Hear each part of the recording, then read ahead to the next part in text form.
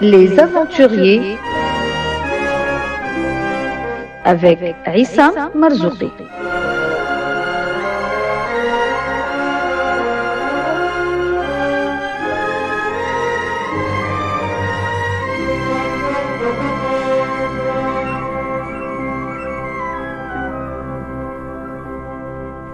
Aujourd'hui, Surcouf, tigre des mers.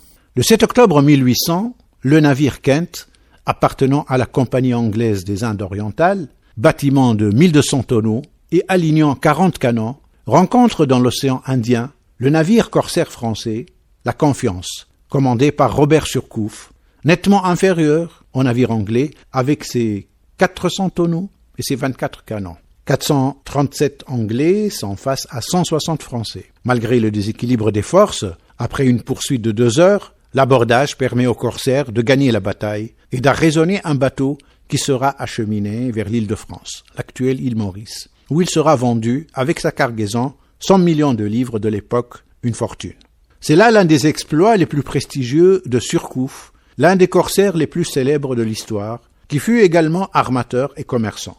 Né en 1773 à Saint-Malo en France et mort en 1827 à Saint-Servant. Ses faits d'armes s'étendirent sous la Révolution française et l'Empire. Robert Charles Surcouf, que ses adversaires anglais surnommeront plus tard « tigre des mers », né dans une famille riche, mais ne fait pas preuve de goût pour les études, d'autant que ses parents le destinaient à la prêtrise. Ces derniers finissent par l'autoriser à s'embarquer alors qu'il n'a que 13 ans. Il commence par apprendre le métier de marin et devient vite élève officier. En 1789, il embarque sur un navire en partance pour les Indes, qui passera par l'île de France avant de sombrer dans le canal du Mozambique.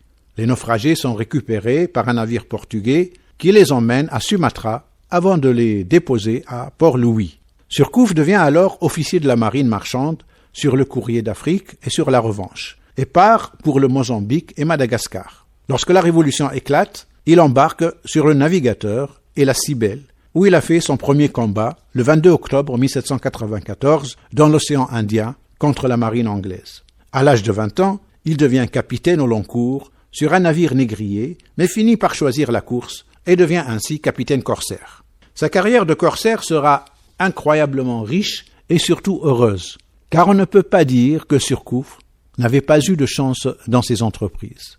En effet, il sera tour à tour commandant de bâtiments, l'Émilie, le Quartier, le Clarisse, la Confiance et le Revenant, entre 1795 et 1801, puis entre 1807 et 1808, il fera une 50aine de prises, un nombre hallucinant pour un corsaire. Quand il débute sur l'Émilie, son navire était armé pour le commerce, car il n'avait pas pu obtenir une lettre de marque, ce qui signifie une licence officielle pour en faire un navire corsaire. Il déroute cependant l'Émilie et arraisonne un brick anglais, un navire américain, puis de nouveau un brick, le Quartier, qu'il utilisera lui-même. Sur le bord du Quartier, il commence par faire la prise d'un brick américain avant de livrer bataille à un navire de 1000 tonneaux, le Triton. Lorsqu'il accoste à l'île de France avec ses prises, tout lui est cependant confisqué en avril 1796, alors qu'il n'avait que 23 ans, sous prétexte qu'il n'était pas autorisé à pratiquer la course. Soutenu par ses armateurs, Surcouf obtient toutefois une forte compensation en plaidant sa cause devant le Conseil des 500 à Paris. Embarqué à nouveau au bord de la Clarisse, Surcouf écumera les océans entre 1798 et 1800, en faisant une série impressionnante de 15 prises de navires anglais, américains, portugais et danois, pour un montant de 264 millions de livres. À partir de 1800, Surcouf dirige la frégate de 24 canons, la Confiance. C'est cette année-là qu'il réussit à prendre le Kent, en plus de nombreux autres navires. Revenu en 1801 à Saint-Malo, il devient armateur grâce au confortable pactole qu'il a gagné. Après avoir refusé de servir Napoléon, qui lui accorde toutefois la Légion d'honneur, il repart en mars 1807, sur le Revenant, équipé de 20 canons, avec lequel il va écumer l'océan Indien. Puis il redevient armateur entre 1809 et 1814. C'est cette année, marquée par la chute de Napoléon, que la course est définitivement arrêtée en Europe. Surcouf continue toutefois à effectuer ses armements pour le commerce dans l'océan Indien. Il meurt le 8 juillet 1827 dans son domaine de 800 hectares.